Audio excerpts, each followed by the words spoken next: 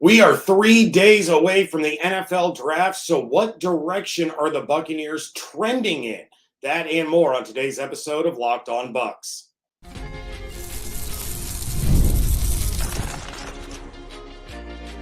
You are Locked On Buccaneers, your daily Tampa Bay Buccaneers podcast, part of the Locked On Podcast Network, your team every day. What's up, and welcome into this Monday episode of Locked On Bucs, your daily podcast covering the Tampa Bay Buccaneers, part of the Locked On Podcast Network, your team every day. I want to thank you for making Locked On Bucs your first listen review every single day. Don't forget you can subscribe or follow for free on YouTube or wherever you get your podcasts. And of course, you can follow along on Twitter. I am James Yarcho at JYarcho_Bucs. Deputy editor of SB Nation's BucsNation.com, here with you every Monday through Friday, along with the everydayers. And for that, I want to share my appreciation for your continued support of the show. One of the ways you can support the show, become a Locked On Bucs insider. You're going to get news, rumors, updates, general thoughts, one-on-one conversations with me via text message. Go to joinsubtext.com/LockedOnBucs and become an insider today. This episode is brought to you by FanDuel. Make every moment more. Right now, new customers get $150 in bonus bets guaranteed. That's $150, win or lose. Visit FanDuel.com/LockedOn to get started. It is the final mock draft Monday of the year, and we are going to get into that shortly. But let's talk about some draft trends. Well, at least mock draft trends, fitting for a mock draft Monday. But we've done a lot of mock drafts on this show and talked about a lot of prospects while discussing the needs of the Tampa Bay Buccaneers. We know what they need: interior offensive line, edge rusher, wide receiver, running back, cornerback, safety.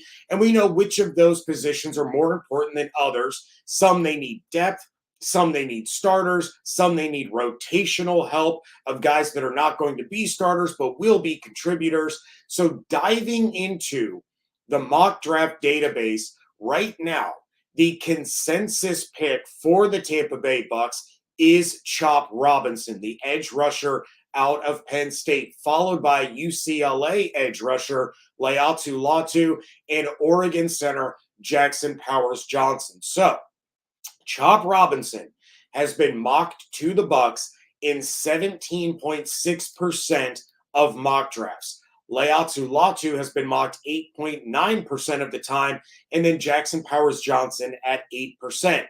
That means that those three players, although they are the players most often connected to the Buccaneers, account for only 30.5% of mocks. So what does that mean? It means that the Bucs pick is beyond up in the air, and there's a few reasons for that. First, it's because of where they're picking. So many things can change between Caleb Williams going number one in this draft, which I think we all expect him to, and then the Buccaneers pick at 26. Trades are going to happen. Surprises are going to happen. The later a team picks in the draft, the more likely it is that a player they want or that they have been linked to gets taken and they have to change course. The same thing happens in these mock drafts. Players start to fall, then the person doing the mock starts to do some trades and moves teams around, and then boom, all of a sudden Laiatu Latu falls to 26. Or on the flip side, all of the top edge rushers are gone, along with Jackson Powers Johnson being gone, Graham Barton being gone, and the person putting it together has to pivot to something else. The other reason is that the Bucs have some flexibility to do pretty much whatever they want.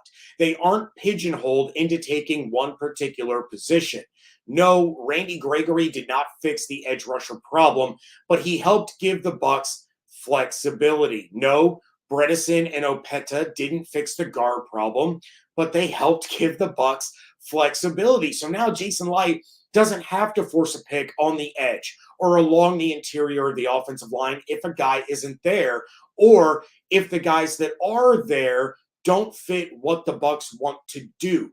They can take a corner, they can take a wide receiver, they can look to other spots. This makes the Bucs a really difficult team to mock, and why the selections are all over the place. So, who the mock draft database has focused on for the Bucs pick has been Bucs centric mock drafts. And here are who the mock drafters have the Bucs taking in the first round in the most recent mock drafts leading up to the draft. Going to run through these really fast. Graham Barton, Jackson Powers Johnson, Graham Barton, Keon Coleman, Enos Rakestra, Graham Barton, Darius Robinson, Graham Barton, Kool-Aid McKinstry, Nate Wiggins, Laiatu Latu, Edgerrin Cooper, Jackson Powers Johnson. So think about that. I just rattled off 15 different mock drafts for the Bucs in the first round going back to the beginning of March.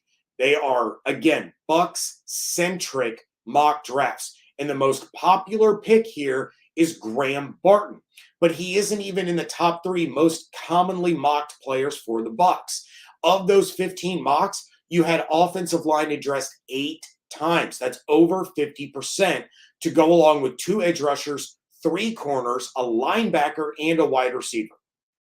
This is why I mentioned last week, as well as numerous other times throughout this process, not to fall in love with one player or one position group.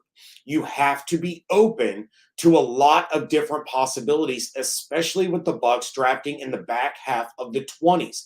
Too much can happen on Thursday night.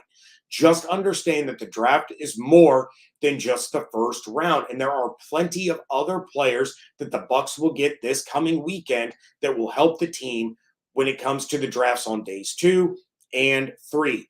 Antoine Winfield Jr., Chris Godwin, Luke Gedeke, Cody Mauch, Levante David, Yaya Diaby, Jamel Dean, Zion McCullum, Rashad White, K-Dot, Jordan Whitehead. These are all guys that are going to be or have been major contributors to the Buccaneers roster that were taken on days 2 and 3 of the NFL draft. This is why I say so much about the collective, not the individual.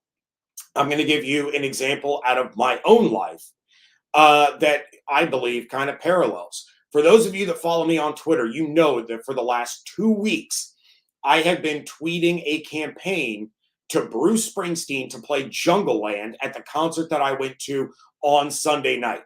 He didn't play it. And yes, I was a little disappointed, but the show as a whole was outstanding. So the individual song, while I didn't get what I wanted, it didn't make or break my experience. The collective of 30 songs in over 3 hours was absolutely amazing.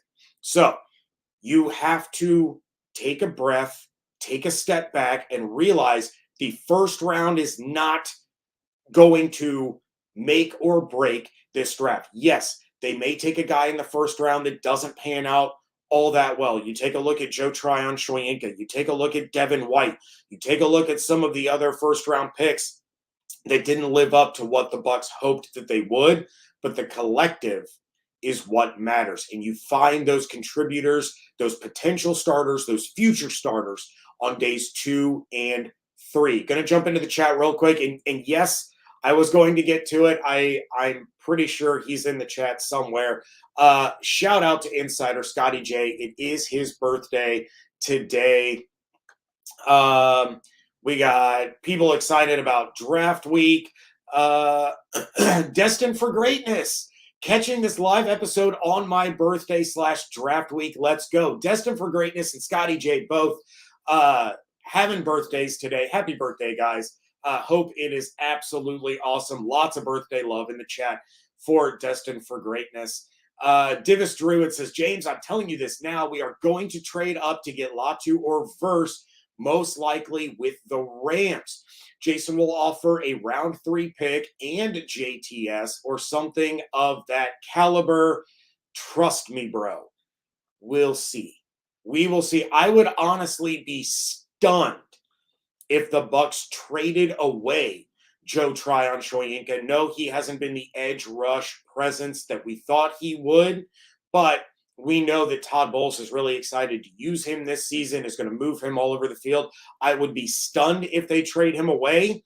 However, if it's for a guy like Latu and he pans out to be what I expect him to be and a lot of people expect him to be, that could be a franchise changing move, at least on the defensive side of the football. Sieg, hello from Scotland. Well, hello, Sieg.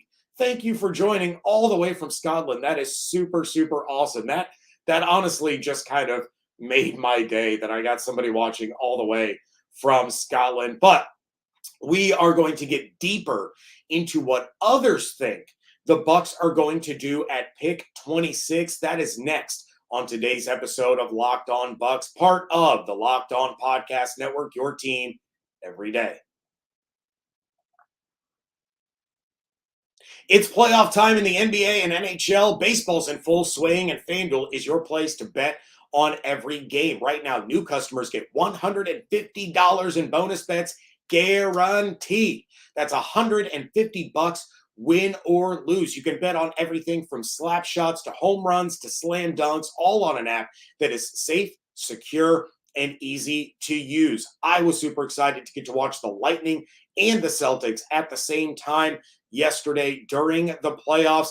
Kind of different stories there. The Boston Celtics are the favorites to win the NBA Finals, while the Tampa Bay Lightning are kind of long shots, and it could be the end of the dynasty there in Tampa. But if you are confident in who you think is going to win the Stanley Cup or the NBA Finals, you can bet on that right now. So what are you waiting for? Visit FanDuel.com/lockedon and make your first bet an automatic win. FanDuel, America's #1 sportsbook. Guys, I need you all to listen up to this huge announcement. I have been tracking the leaderboards every day, keeping my eye on the scores, putting my heart and soul into it, and I'm super pumped to announce that I am finally on top. That's right. Obviously, I'm talking about the hit mobile game Monopoly Go. You've probably heard of it. It's been downloaded over 150 million times. It's a great mobile twist on classic Monopoly. You can play anywhere, anytime. You explore hundreds of Monopoly boards from Las Vegas to Camelot to the moon, all while raking in a huge fortune.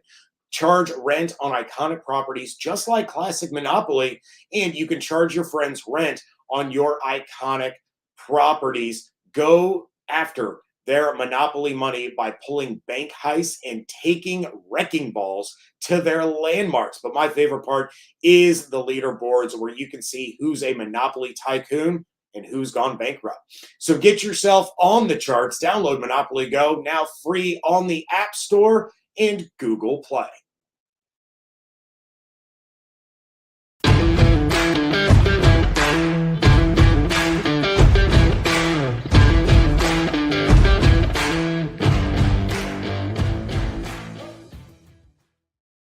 Thank you again for making Locked On Bucs your first listen review every single day. Every dayers, make sure you're coming back tomorrow. More draft week coverage coming up. We're 3 days away. We are 3 days away. No longer will we be talking about who the Bucs might get. We will talk about who the Bucs did get and what their impact is going to be. But in the meantime, the Locked On NFL Mock Draft is available now. Find the ultimate 6-episode series on Locked On NFL Draft to hear who the local Locked On experts are picking for every NFL franchise, with live reactions from local college football experts and even the fantasy football angle. The Locked On NFL Mock Draft available now on Locked On NFL Draft on YouTube or wherever you get your podcast. You can find the Bucs episode right here on the Locked On Bucs channel or your podcast audio feed. And you can hear my reaction to my own pick on Friday's episode. I had a little bit of buyer's remorse, but NBC Channel 8 in Tampa put together a list of analysts' picks for the Bucs at pick 26. And unlike the mock draft database, these are local and national analysts, whereas the database that I talked about earlier listed Bucs-centric mock drafts, mostly from Bucs outlets. So as they went through all of these picks, the positions that were addressed were as follows. Edge rusher, 7 picks. Offensive line, 5 picks. Cornerback, 2 picks. Wide receiver, 2 picks. So who were those picks? And again, I'm going to rattle these off really quick. There's a lot of different people in here. Connor Rogers of NBC Sports took Layatu Latu. Eric Froton of NBC Sports took Braylon Trice, an edge rusher from Washington that I've not mentioned once on this show. I'll get to him in just a minute. Kyle Voracek of NBC Sports took Jackson Powers Johnson. Adam Rank of NFL.com took Chop Robinson. Keith Sanchez of the Draft Network took Xavier Worthy. Brad Spiegler of PFF took Nate Wiggins. Luke Easterling of Sports Illustrated took Graham Barton after a trade down with the Chiefs at pick 32. Michael Middlehurst Schwartz of USA Today took Chop Robinson. Sam Farmer of the LA Times took Keon Coleman. Greg Allman, the godfather of the Locked On Bucs podcast, took Jackson Powers Johnson. And then the rest of these guys are all from CBS Sports. Ryan Wilson took Graham Barton. Chris Trapasso took Leatu Latu. Josh Edwards took Chop Robinson. Kyle Stackpulse took Chop Robinson. Tom Fornelli took Cooper DeJean, and Pete Prisco took Graham Barton. So, unlike the mocks that I mentioned earlier that were pulled from essentially 7-round Bucs mock drafts, this one has a wide range. And it seems the outsider perspective is in favor of Chop Robinson. And just to circle back, the reason I haven't mentioned Braylon Trice, who Eric Froton of NBC Sports took, is because he's widely considered a day 2 pick. Now, of course, NFL coaches, GMs, scouts, they could see Trice as a first-round pick, but the consensus seems to be that he's a mid-second to third round type of player. So maybe he's an option in the second round if the Bucs go offensive line in the first or go with another position that's not edge rusher in the first round. But I don't see Trice getting a day 1 phone call. I could be wrong. It would be the first time. But the reason I'm going through all of this is because there is such a wide range of ideas for the Buccaneers in this draft. And the perspective seems to differ between national and local in terms of their coverage. The local coverage leans more towards the offensive line. You go back to those mocks that I just rattled off a second ago, and you have Greg Allman of Fox Sports, who has covered the Buccaneers for a very long time, and then Luke Easterling. Both go offensive line. And you go back to the mocks that I mentioned at the beginning of the show, and Barton and Jackson Powers Johnson accounted for over half of the selections. Then you have the national view, where that's the one that steers more towards the edge rusher, more towards the Chop Robinson selection, more towards cornerback and wide receiver. And yes, I know I picked Chop Robinson in the network mock draft. But if you watched Friday's show, if you listen to Friday's show, you know that hindsight has me wishing that I took Graham Barton instead.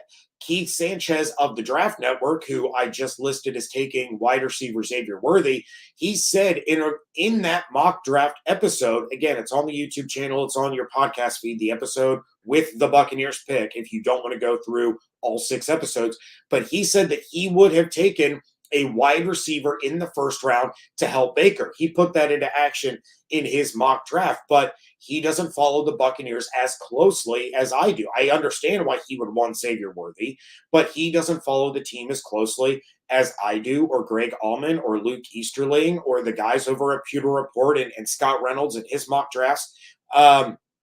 So the closer we get to the draft, the more I personally am starting to shift towards believing guys that Leatu Latu and Jared Verse are not going to make it to the Bucs pick, but that Graham Barton or Jackson Powers Johnson, maybe both, will.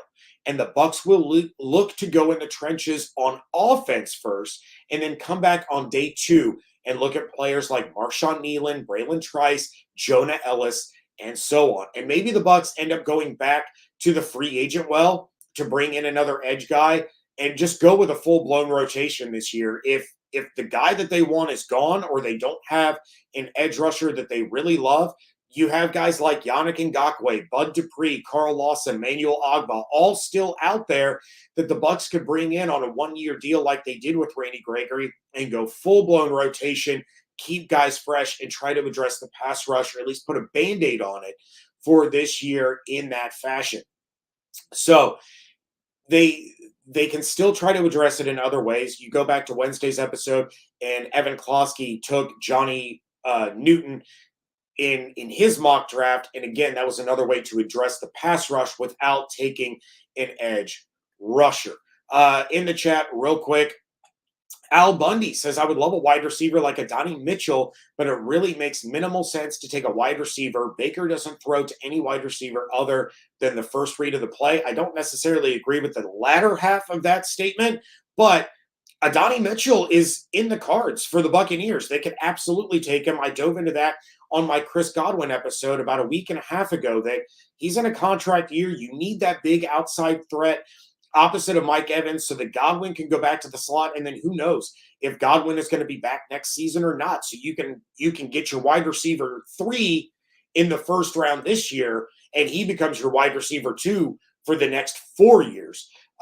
Potentially your wide receiver 1 if Mike Evans ends up retiring. But I don't fully agree with Baker's the take that Baker throws to the first read every play, because he most certainly doesn't. There are plenty of times he went through progressions last year, and a lot of times his first read wasn't there. Meanwhile, he's getting attacked by 2 or 3 blitzing defenders and having to pull Houdini axe to escape that and find the open guy. We have Destined for Greatness. A lot of you talking about Blake Corum in the chat. He says, Corum scares me. Been run into the ground at Michigan. It's kind of ironic you would bring that up, because we are going to talk about Blake Corum coming up in just a minute, because it's not a Mock Draft Monday without an actual mock draft, right? That's next on today's episode of Locked On Bucs. Game Time is now an authorized ticket marketplace of Major League Baseball, which makes getting tickets even faster and easier. Prices on the Game Time app actually go down the closer it gets to first pitch. With killer last-minute deals, all-in prices, views from your seat, and the lowest price guarantee, Game Time takes the guesswork out of buying MLB tickets. Game Time has some incredible deals for Reds games, which are close to me. The Orioles, the Dodgers, and the Red Sox are all set to come to town within the next month. But it's not just sports. You can get tickets to concerts, theater, comedy, any live event that you want to go see. I love the view from your seat option, so I know exactly what to expect. And with the ability to use Apple Pay, I am 2 clicks away from having the tickets right there on my phone. But the biggest thing is the last minute deals, when you can save up to 60% off when you buy last minute for that event that you want to go to. So take the guesswork out of buying tickets with Game Time. Download the Game Time app, create an account, and use code LOCKEDONNFL for $20 off your first purchase. Terms apply. Again, create an account and redeem code LOCKEDONNFL for $20 off. Download the Game Time app today. Last minute tickets, lowest price guaranteed.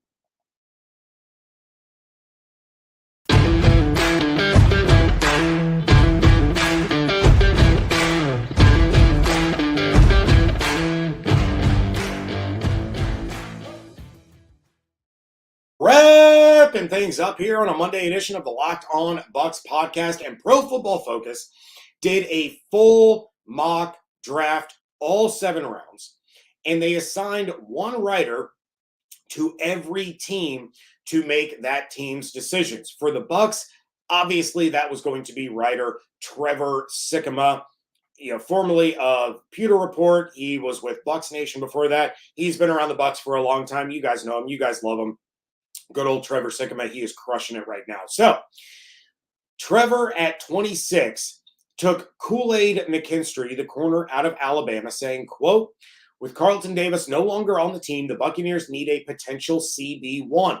McKinstry gives them the ability to get as aggressive as they want as one of the best press man defenders in this class. End quote.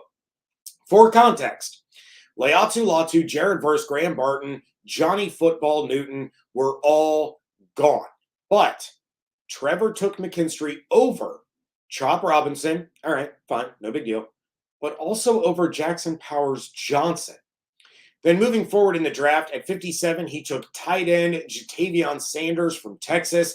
At 89, he took edge rusher Xavier Thomas out of Clemson. At 92, he took Michigan running back Blake Corum. At 125, he took defensive lineman Mekhi Wingo out of LSU. At 220, it was edge rusher Brennan Jackson from Washington State. And then finally at 246, it was cornerback Miles Harden out of South Dakota. So a somewhat interesting mock draft from Trevor there. And I got to say, I think Trevor missed on this one. I did a Trevor Sikkema mock draft a few weeks ago where I graded it an A+. I thought he absolutely crushed it. But he takes corner in the first, which, again, that's completely fine. But then going back to the collective, he ends up with 2 corners, 2 edge rushers, a running back, a defensive lineman, and a tight end. No interior offensive line help. And he had Jackson Powers Johnson sitting there when he opted for Kool-Aid McKinstry.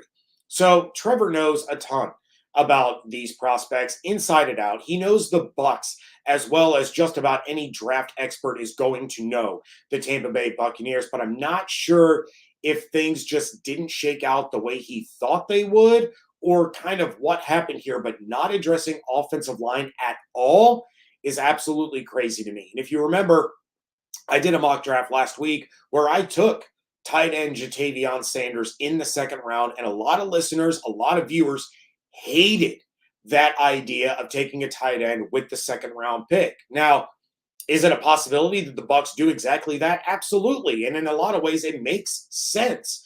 And for those that didn't hear last Monday's episode or watch it, go back and watch it. And I dive into why that Jatavion Sanders pick not only made sense for the Buccaneers, but made sense for the situation that I was in based on how the draft board fell.